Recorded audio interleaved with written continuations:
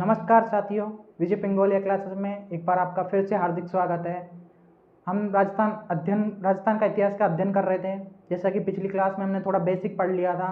आज हम उसी कड़ी में सभ्यताओं की स्टार्ट कर रहे हैं। सभ्यताओं में हमारा पहला टॉपिक है कालीबंगा की सभ्यता।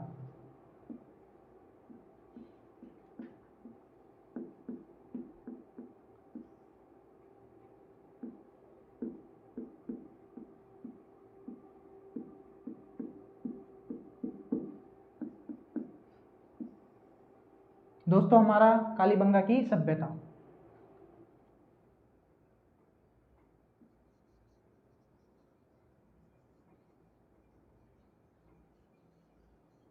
ये दोस्तों हमारा राजस्थान का कुछ नक्शा थोड़ा टेढ़ा मेढ़ा चल जाएगा आपका। और यहाँ पे दोस्तों ये हिमाचल प्रदेश में कुछ पहाड़ियाँ हैं। हिमाचल प्रदेश,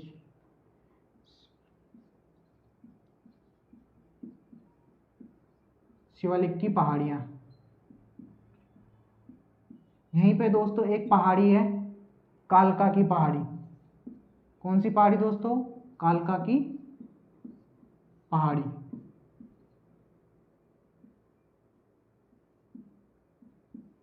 यहीं पर दोस्तों एक पहाड़ी है दोस्तों, कालका की पहाड़ी। यहाँ से दोस्तों एक नदी निकलती है। दोस्तों यहाँ से एक नदी निकलती है जो पाकिस्तान के फोर्ट अब्बास तक चली जाती है। अगर बाढ़ की पानी की अगर आवक ज़्यादा हो जाती है ना, तो ये पाकिस्तान के फोर्ट अब्बास तक चली जाती है।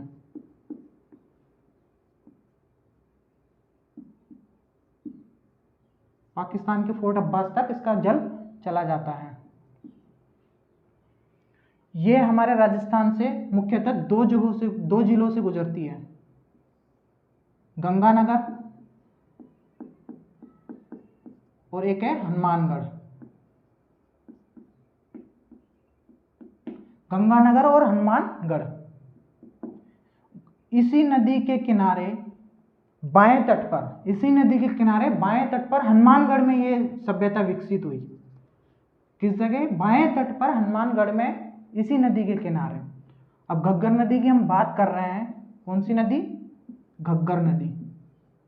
किस नदी के किनारे? घग्गर नदी के। तो इस घग्गर नदी के कुछ उपनाम भी हैं, जैसे सरस्वती नदी,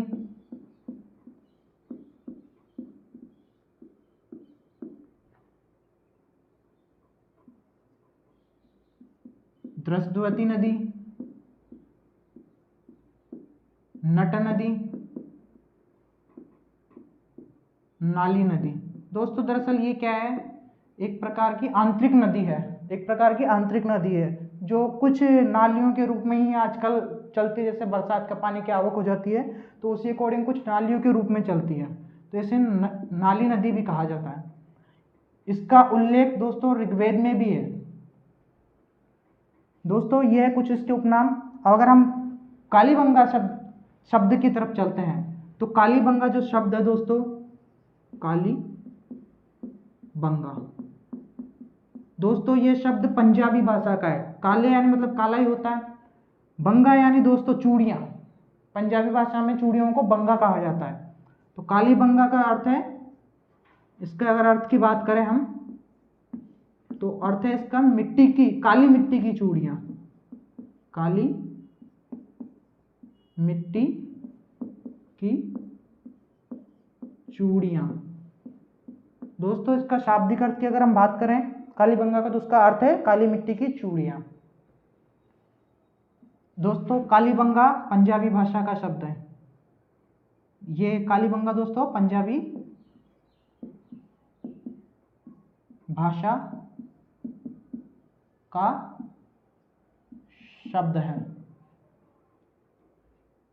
अगर हम इसी के रूप में चलते हैं तो इसका एक कालक्रम भी देख लेते हैं। कालक्रम की अगर हम बात करें तो कार्बन 14 पद्धति यानी C14 के आधार पर इसका कालक्रम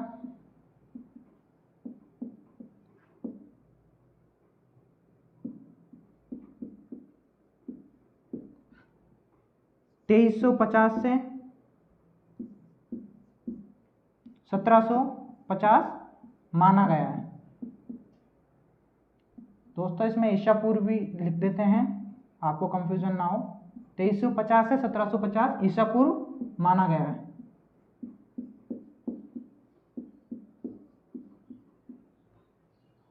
दोस्तों ये हमारी कुछ सभ्यता थी जो हनुमानगढ़ में पनपी। हनुमानगढ़ में घग्गर नदी के किनारे पे पनपी।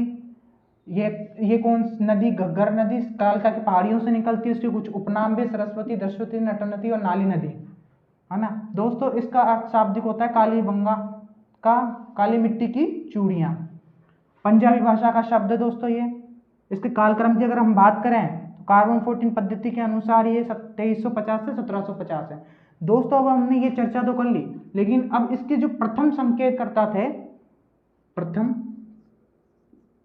संकेतकर्ता,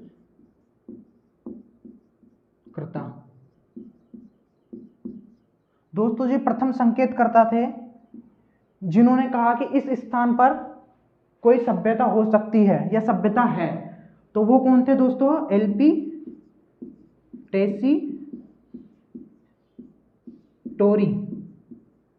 दोस्तों ये मूलतः इटली के थे। कहाँ के? इटली, उदिने गांव के, उदिने गांव के। इन्होंने कहा कि हनुमानगढ़ के घग्गर नदी के किनारे स्तर पर कोई सभ्यता स्थित हो सकती है। ये प्रथम संकेत करता थे एलपी टेसीटोरी।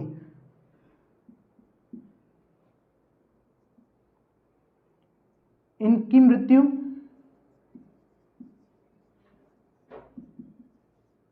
राजस्थान के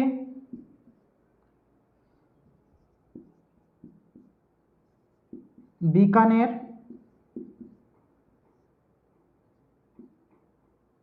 में हुई।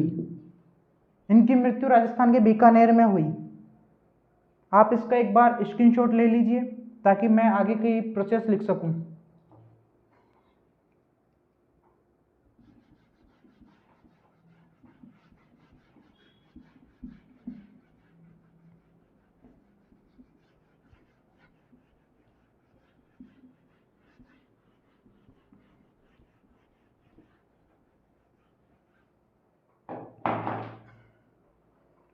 दोस्तों एलपी टेसीटोरी ने तो बता दिया कि इस जगह कोई सभ्यता है।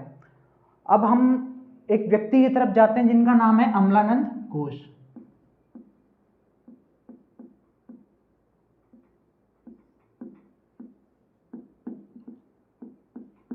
इन्हें हम ए घोष भी कह सकते हैं शॉर्ट फॉर्म में, ए घोष। ठीक है दोस्तों, ये व्यक्ति हुए बड़े साधारण से भोले भाले, बिल्कुल आपकी और मेरी तरह। इनकी एक बीवी थी। क्या थी दोस्तों? बीवी थी। अब ये जा रहे थे खोज करने, यानी ये क्या है? खोज करता। क्या है दोस्तों? खोज करता। ये जा रहे थे खोज करने। अब उसी दौरान बीवी ने कहा अगर आप खोज करने जा ही रहे हो तो मेरे लिए क्या करो, एक लाल कलर की चूड़ियां ले आना। लाल चूड़ियां ले आना। कौन सी चूड़ियां दोस्तों? लाल चूड़ियां ले आना। अब ये जब खोज करने गए तो पहले इन्होंने पता कर लिया था कि एलपी टेसीटोरी महोदय थे। उन्होंने बताया यार उस जगह चूड़ियां मिलती हैं, है ना। दोस्तों एक कहानी के तौर पे थोड़ा बता रहा हूं मैं आपको ताकि आपके समझ में आ सके, है ना। तो उन्होंने बता ही दिया था कि इस स्थान पे चूड़ियां मिल सकती है। तो ये गए वहां पे खोज करने। क्या करने गए? खोज करने। उसी जगह वहां पे इन्हें लाल चूड़ियां तो मिली नहीं। कौन सी चूड़ियां मिली? काली वाली चूड़ियां, यानी काली बंगा। जब ये वहां से वापस लौटे तो बीबी ने देखा कि ये तो लाल चूड़ियां लाए। तो बीबी लाल होके क्या किया? पतिदेव के, भोले भाले बेचारे पतिदेव के क्या किया? थापर, थप्पड़ बोल दो या थापर बोल दो, थापर मार के उत्खनन कर दिया। क्या कर दिया?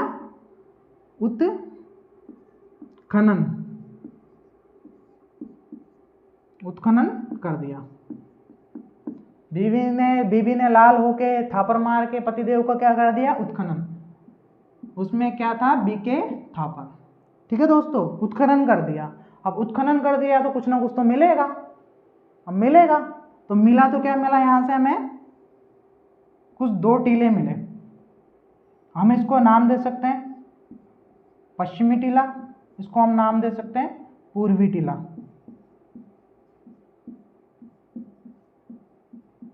हमें यहाँ से क्या मिले, 2 टीले। दोस्तों ये तो कुछ बेसिक था। हमारे खोजकर्ता कौन हुए, अमलानंद घोष।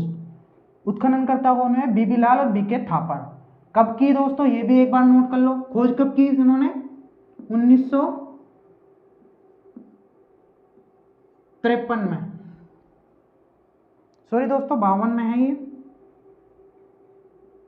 1952 में। और उत्खनन कब से कब हुआ, 1961 से 69 में, 69 तक उत्खनन हुआ। दोस्तों उत्खनन कब से कब हुआ, 1961 से 69। किन किन के द्वारा किया गया, बीबी लाल और बीके थापर के द्वारा। ठीक है दोस्तों, अब उत्खनन किए गए तो हमें यहाँ से क्या मिले, 2 टीले। एक तो था पश्चिमी टीला, एक था पूर्वी टीला।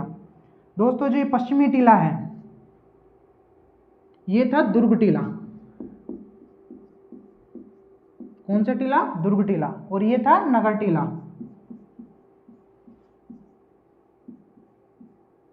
ये था दुर्ग टीला, ये था नगर टीला। यहाँ पे कौन थे, शासक वर्ग निवास करते थे और यहाँ पे सामान्य जनता।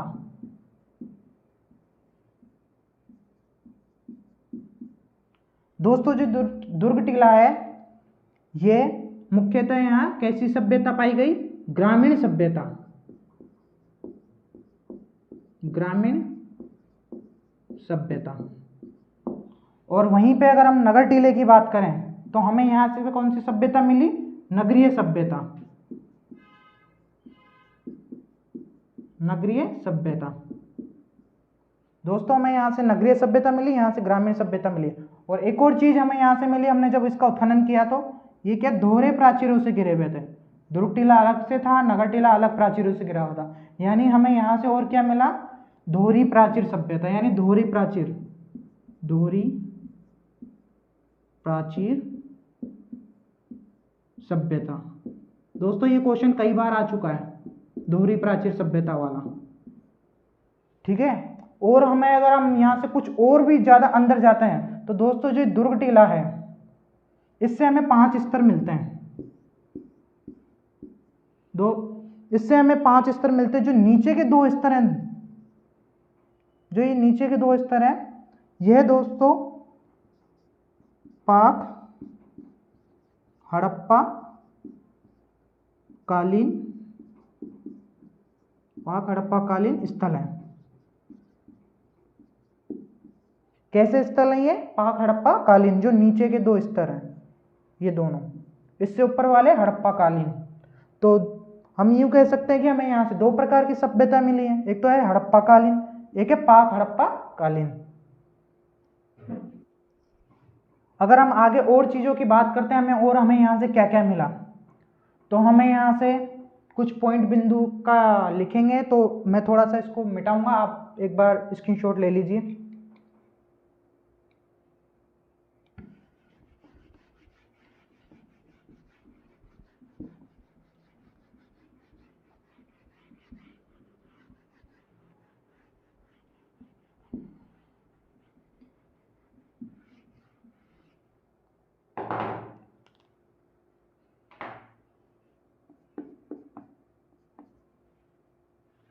दोस्तों हमें यहाँ से समकोण पे काटती हुई सड़कें मिलती है।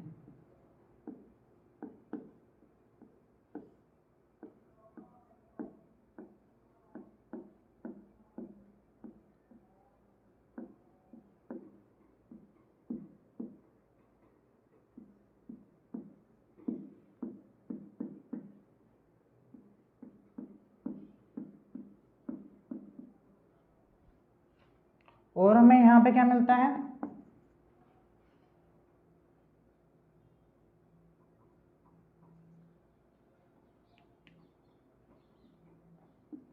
पक्की सड़कें या पक्की नालियां, पक्की सड़कें व नालियां। सॉरी दोस्तों, नालियां पक्की नहीं है, यहाँ पे वो बांस की बनाई गई थी, लकड़ी की। पक्की सड़कें वो स्नानागार, ये कैसे थे, पक्के। और हमें यहाँ से क्या मिलता है, कच्ची ईंटों के इमारतें।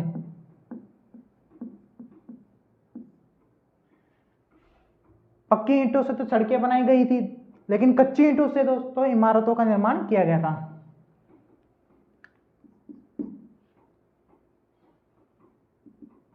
और हमें नालियों की व्यवस्था, लकड़ी की नालियां।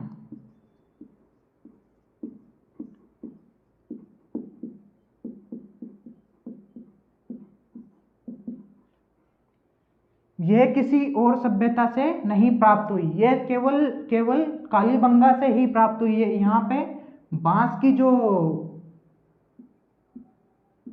बांस को काटकर उससे नालियां बनाई गई थी, बांस की नालियां। यह हमें किसी और सभ्यता से नहीं मिलती, केवल और केवल किससे मिलती है? कालीबंगा सभ्यता से। और हमें यहां से क्या मिलता है? दोहरे जुते हुए खेत। दोहरे जुते हुए खेत। दोहरे जुते हुए खेत कैसे? जैसे इनको यूं भी किया गया और दोस्तों इनको यूं भी जोता गया, ये हैं दोहरे जुते हुए खेत। और हमें क्या मिलता है? मिश्रित खेती के, मिश्रित खेती के साक्ष्य। मिश्रित खेती के साक्ष्य मतलब कैसे दोस्तों? यहाँ पे तो हमने चना बो दिया, इसी के ही बगल में हमने सरसों बो दी, फिर हमने चना बो दिया, फिर सरसों बो दी। ऐसे ही दोस्तों दो फसलें एक साथ उगाई जाती थी, उसे कहते हैं मिश्रित खेती के साक्ष्य। यह भी हमें कहाँ से मिले? कालीबंगा सभ्यता से। और हमें यहाँ से क्या मिलता है? मोहरे। मोहरों की अगर हम बात करें तो हमें यहाँ पे चौकोर भी मिली है, आयताकार भी मिली है और बेलनाकार भी मिली है दोस्तों। दोस्तों जो ये बेलनाकार मोहर है, यह हमें मेसोपोटामिया की मोहर है, मेसोपोटामिया।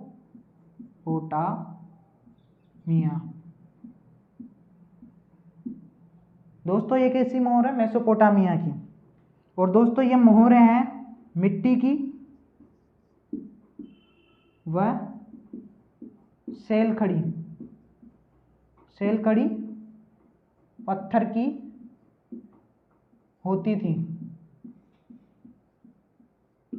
दोस्तों ये मोहरें हैं मिट्टी की व सेलखड़ी पत्थर की होती थी।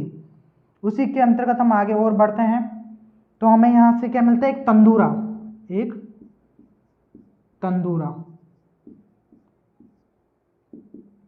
जो ईरानी शैली का है, ईरानी शैली का है। हमें यहाँ से तंदूरा भी मिलता है, जैसे हम तंदूर की रोटी खाते हैं वही। ये तंदूर दोस्तों ईरान की है, तो ये ईरानी शैली का है। अब यहाँ पे ईरान, मेसोपोटामिया, इस आधार पे हम कह सकते हैं कि हमारा कालीबंगा का संबंध बाहर भी अन्य सभ्यताओं से था। और हमें यहाँ से क्या मिलता है? हमें यहाँ से एक स्वास्तिक का चिन्ह मिलता है।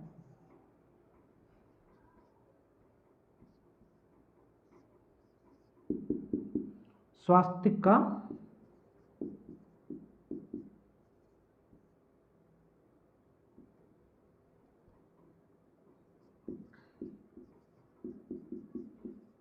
हमें यहाँ से स्वास्तिक भी मिलता है। और हमें यहाँ से क्या क्या प्राप्त होता है? भूकंप के साक्ष्य।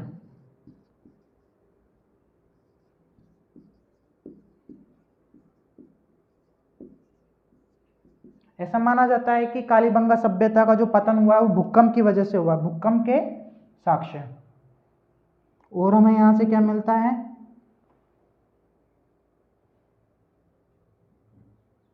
बाट बटखरे।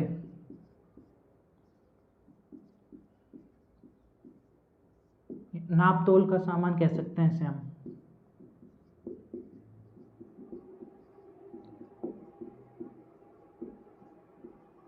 हमें यहां से बाट बटखरे, नाप तोल का सामान भी मिलता है। तो एक बार आप इसका स्क्रीनशॉट ले लीजिए ताकि मैं आगे के कुछ पॉइंट्स और लिखाऊं।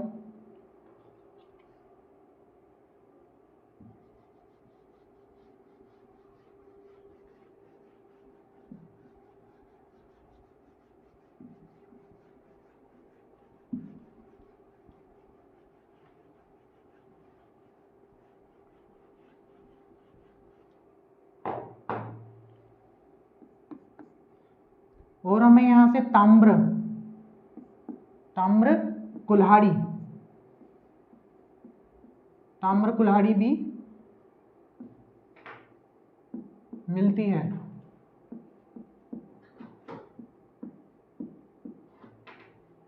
और हमें यहां से क्या मिलता है? ताम्र बैलगाड़ी, ताम्र बैलगाड़ी। दोस्तों एक बैलगाड़ी होती है, ये बैल की कुछ प्रतिमा होती है और इसी के ऊपर एक पीछे बग्गी होती है। ये कुछ इस प्रकार की बैलगाड़ी भी मिलती है जो तांबे की होती है। और हमें यहां से क्या मिलता है? कुछ पशुओं के कुछ उनके भी साक्ष्य मिलते हैं, जैसे कि बैल, गाय, हाथी, बैल, गाय, हाथी, चूहा, बतख, बैल, गाय, हाथी, चूहा, बतख, ऐसे कुछ इनके भी साक्ष्य मिलते हैं दोस्तों यहां से हमें। और हमें यहां से क्या मिलता है? मृदभांड,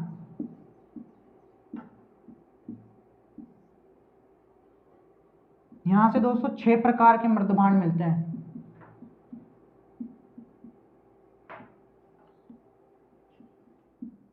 मृदभांड की बात कर रहे हैं तो एक और यहां से हमें क्या मिलता है? शोषक कूप, शोषक कूप। शोषक कूप क्या होता है दोस्तों? हमारे जैसे प्राचीन काल में डाके होते हैं, होद होता है, होज होता है, जो वर्षा के जल को एकत्रित करने में काम आता है, वैसे इस प्रकार से शोषक कूप हुआ करते थे, जहाँ पे कुछ जो मृदभांड होते थे उनको एक के ऊपर एक रख के ऐसे कुछ वर्षा का जल एकत्रित किया जाता था। यहाँ पे दोस्तों इनके नीचे छेद कर दिया जाता था, जिससे क्या है, जो ये धरातल का जो वर्षा का जो जल है वो इनके अंदर एकत्रित हो सके। इसी प्रकार से दोस्तों यहाँ पे कुछ मृदभांडों को इनके एक के ऊपर एक रख के ऐसे कुछ उनमें जल एकत्रित कर लिया जाता था, इसी को कहते हैं शोषक कूप। और हमें यहाँ से क्या मिलता है? और हमें इसमें से क्या मिलता है? यहाँ पे हम अगर आगे चर्चा करें तो हमें और यहाँ से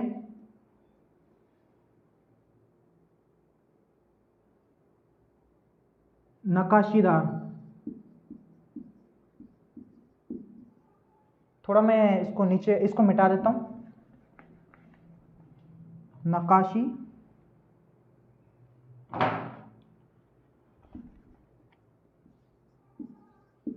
नक्काशीदार फर्श। दोस्तों कालीबंगा से जो सभ्यता में जो फर्श मिली है वो कैसी थी? नक्काशीदार, अर्थात यहाँ से डिजाइनदार फर्श थी, जो एक गोले पे एक गोला, एक गोले पे एक गोला, इस कुछ वृत्ताकार, मतलब कुछ वृत्ताकार जो चित्र बने हुए थे, उस प्रकार ये एक सभ्यता, इस सभ्यता में उस प्रकार की एक फर्श मिलती है। अगर हम आगे इसमें और चर्चा करें तो हमें यहाँ से 3 समाधान पद्धतियां मिलती हैं। कितनी? 3 समाधान पद्धतियां, 3 समाधान पद्धति। प्रथम है पूर्ण समाधान,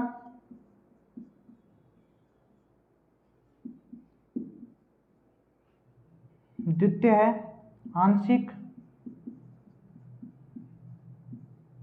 तृतीय है कलश।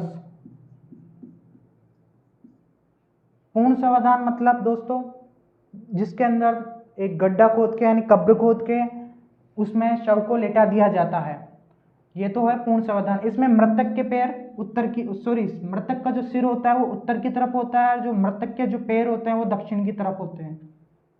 और आंशिक सावधान का मतलब ये है दोस्तों, जैसे फॉर एग्जांपल मान लो कि अपने कोई साथी या कोई वो है, उसकी हमें बॉडी नहीं मिलती है, उसका कोई अंश हमारे पास नहीं होता है, तो उसकी कुछ चीजें हैं ना, कुछ कलश में डाल के वहीं पे दफन कर दी जाती है, गड्ढा खोद के। मतलब वो व्यक्ति वहाँ नहीं होता, बट उसकी चीजें उसके साथ, उसकी याद के तौर पे दफन कर दी जाती है, वो आंशिक सावधान कहलाता है। और कलश सावधान दोस्तों हमारे हिंदू धर्म के अंतर्गत आपको पता ही है, अग्नि में अस्थियों को डालकर उसका किया जाता है, उसी को कलश सावधान। ये दोस्तों यहाँ से हमें 37 कब्रों का भी जानकारी मिलती है, कब्रें की भी जानकारी मिलती है। यहाँ पे हमें, यहाँ से हमें जोड़े यानी एक महिला और एक पुरुष के जो साथ की जो समाधि होती है वो भी हमें मिलती है, महिला व पुरुष दोनों की समाधि, दोनों की कब्र जो एक साथ दफन थे, जो दोनों एक साथ क्या थे दोस्तों, दफन थे। और अब अगर हम बात करें हमें, और हमें यहाँ से क्या मिलता है, अगर हम कब्रिस्तान की बात करें तो कब्रिस्तान की अगर हम बात करें तो कब्रिस्तान हमें दुर्ग टीले के दक्षिण पश्चिम में स्थित है,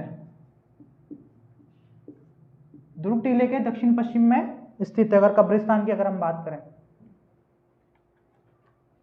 और अगर हम बिंदु की बात करें तो हमें और यहाँ से क्या मिलता है, हम अगर नेक्स्ट पॉइंट की बात करें तो हमें यहाँ से एक शल्य चिकित्सा के साक्ष्य मिले, शल्य चिकित्सा के साक्ष्य। अब शल्य चिकित्सा क्या है दोस्तों, एक बच्चे की खोपड़ी मिली है हमें, उसमें 6 छिद्र थे, बच्चे की खोपड़ी में 6 छिद्र थे, अर्थात हम कह सकते हैं कि इस बच्चे की दोस्तों सिर की जो है सर्जरी की गई थी, इस बच्चे की सिर की क्या है, सर्जरी की गई थी, यानी शल्य चिकित्सा के साक्ष्य। और हमें क्या मिलता है, हल के साक्ष्य दोस्तों, हमें यहाँ से एक हल की प्राप्ति हुई,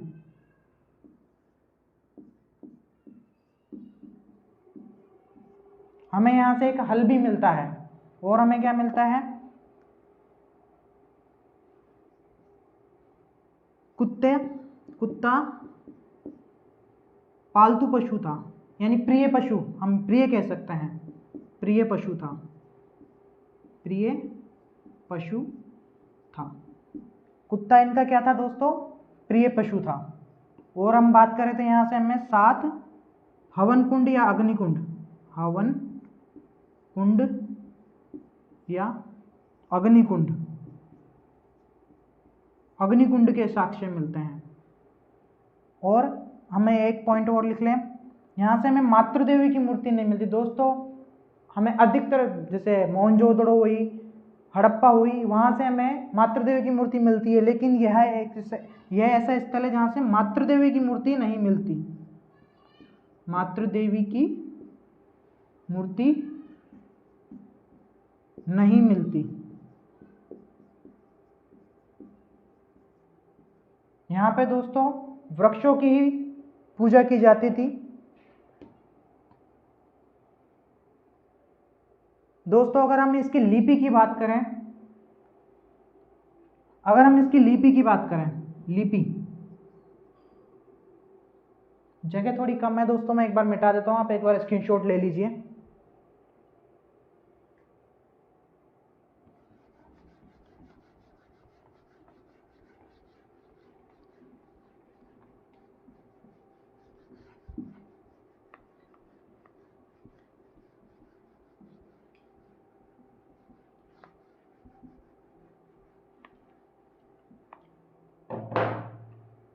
नेक्स्ट पॉइंट है दोस्तों, लिपि की बात करें, लिपि कैसी है? बुस्ट्रोफेदम, बुस्ट्रोफेदन, इसे हम फेदम भी कह सकते हैं, फेदम।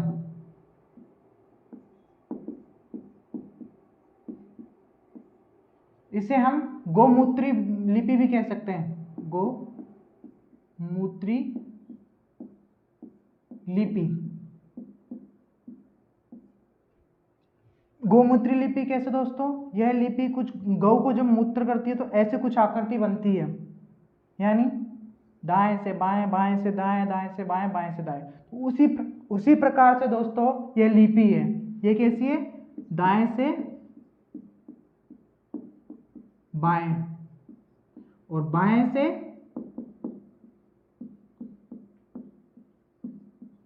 दाएं की ओर लिखी जाती थी।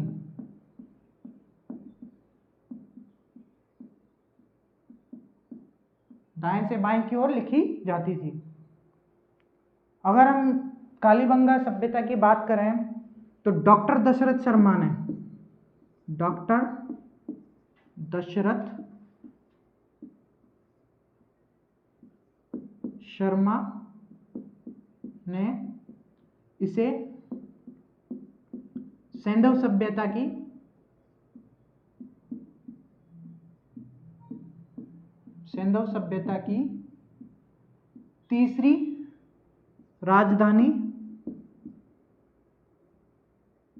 तीसरी राजधानी कहा।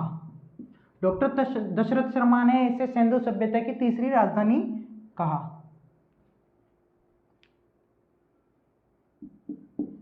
और अब अगर हम इसके उपनामों की बात करें, उपनाम की बात करें तो कालीबंगा सभ्यता को हम दीनहीन की बस्ती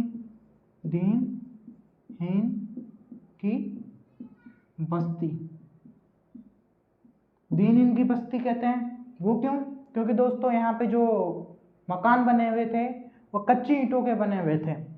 हालांकि सड़कें और नालियां, जो स्नानागार था, कुछ इमारतें थी, वो दोस्तों क्या थी? पक्की। लेकिन जो इमारतें, भवन थे इनके, वो थे दोस्तों कच्ची ईंटों के बने हुए, इसलिए इसे दीनहीन की बस्ती कहा जाता है।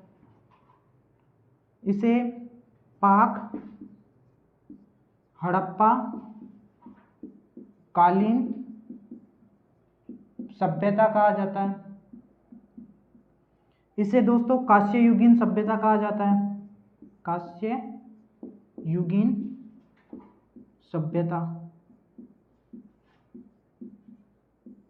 इसे ही दोस्तों हम अगर अन्य नाम दे तो दशरथ शर्मा ने नाम दिया तीसरी राजधानी, यानी अगर अन्य नाम की बात करें हम तो सैंधव सभ्यता की तीसरी राजधानी। इसे सैंधव सभ्यता की तीसरी राजधानी भी कहा जाता है।